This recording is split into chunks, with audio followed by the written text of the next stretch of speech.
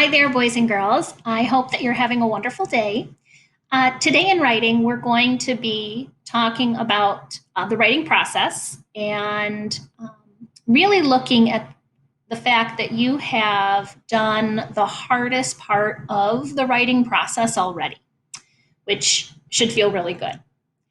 Up on the screen in front of you, you have the writing process. You have the pre-writing, the drafting, revising, proofreading, and publishing. So far, in the last 2 weeks, we have spent all of our time in the pre-writing stage. We've looked at the topic, should there be zoos? We've brainstormed ideas. We've figured out our position. You've spent time researching different kinds of sources. And we've been using a graphic organizer to help us outline the important pieces to make sure that we have them ready to include when we start drafting.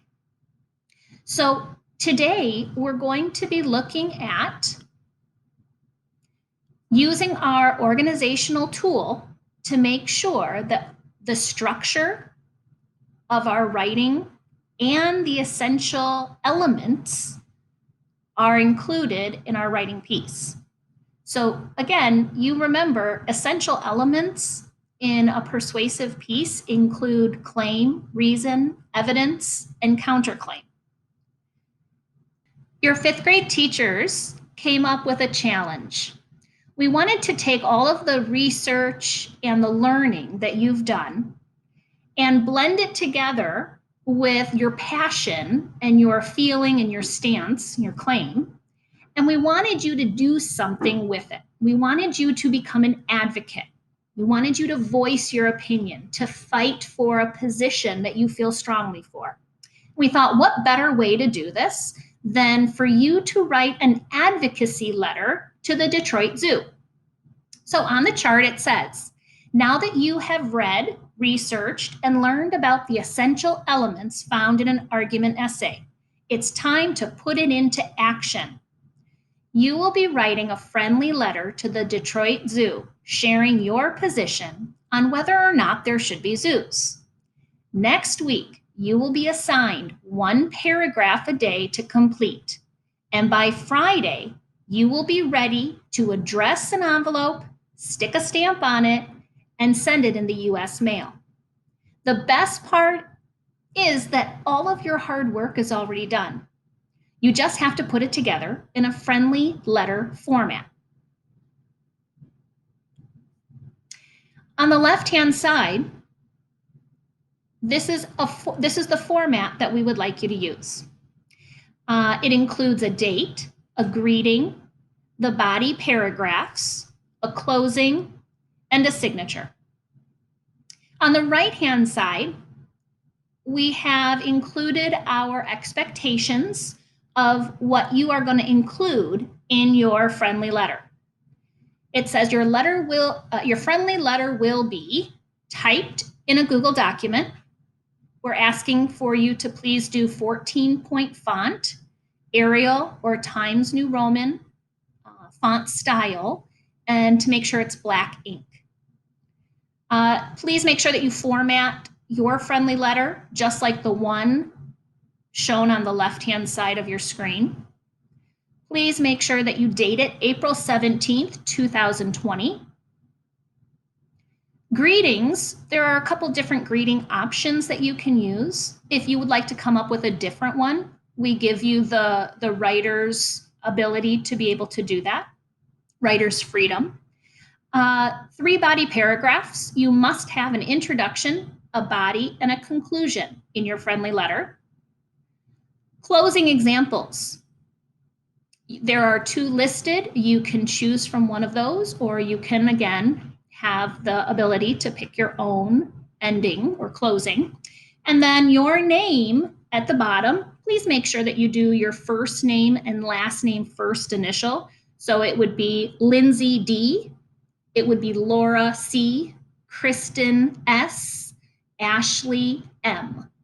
Okay, so those are your teachers. So anyway, please make sure that you don't include your full last name. Then at the very bottom, there are 2 different things that you need to do in order to turn your paper in. The first one says that you need to print a copy of it and send it to the Detroit Zoo, and the address is listed down below. You may choose to do that in two ways. Your family might like you to print it, to put a stamp on, address an envelope, and stick it in the mail. Or your family might want to go to the Detroit Zoo website, and then there's a contact location on the website, and you can attach your letter on the website if you'd prefer to do it that way. That would be without a stamp or an envelope. If you don't have either of those, that would be the other option. Also, if you don't have a printer that's working, then you still have the option of sending it electronically.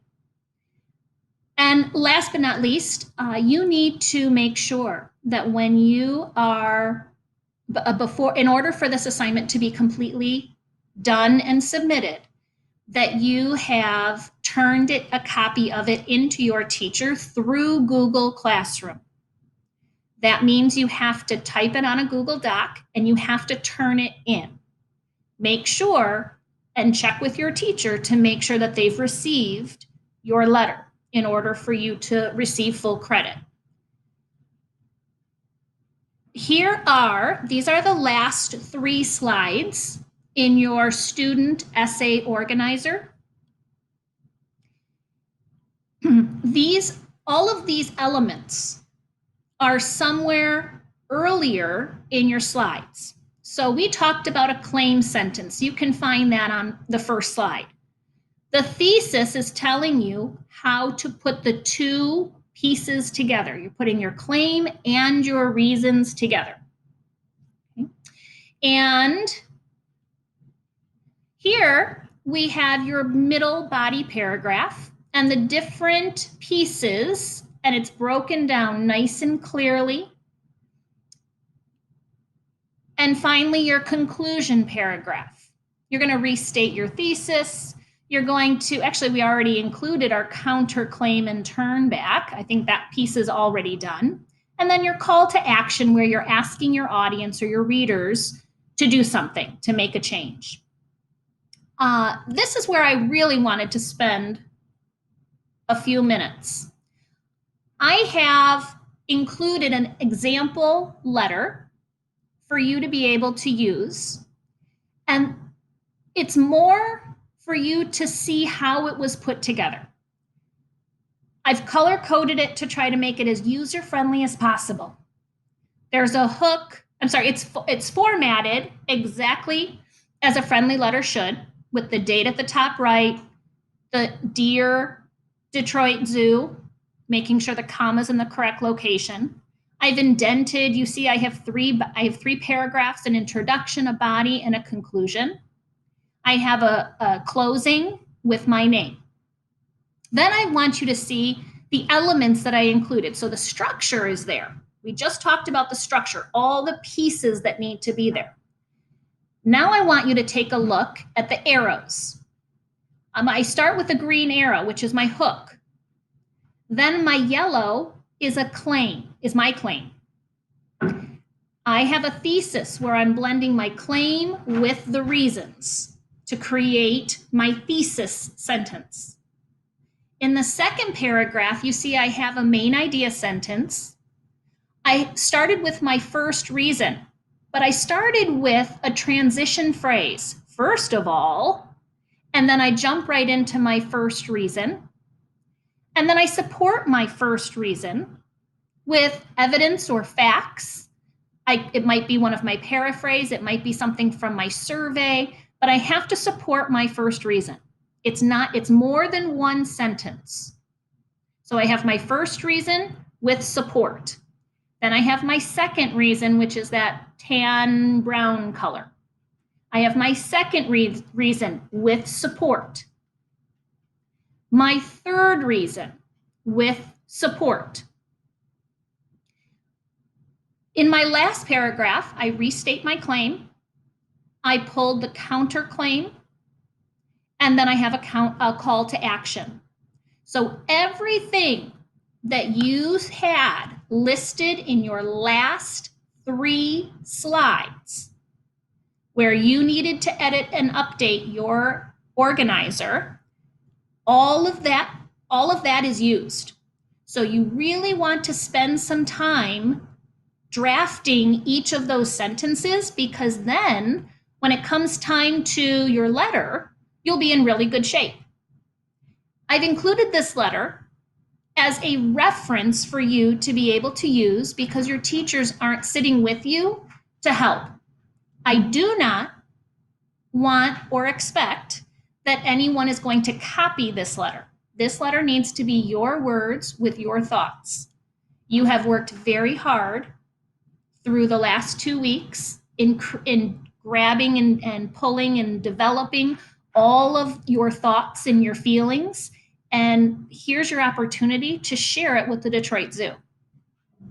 I'm really looking forward to you using your organizational tools to make sure that not only is the structure of your essay correct, but that you also have the different elements in a persuasive piece. Make sure that that organizer is used. It is setting you up for success, and we want you to be very successful. Last but not least, we've spent a lot of time in the pre-writing phase. Next week, you on your own are going to be drafting, revising, proofreading, and publishing and sending it off to the Detroit Zoo by Friday. I will have information for you each day on what you need to do to make sure that you hit that Friday goal of being able to send your writing piece, your friendly letter, to the Detroit Zoo. Please make sure that you accomplish each day what it is that you need to accomplish so that you don't fall behind. There will be no videos. There will be no video lessons. You may want to come back and revisit the video lesson that I'm putting on. Your teachers will leave it up on Google Classroom, April 16th.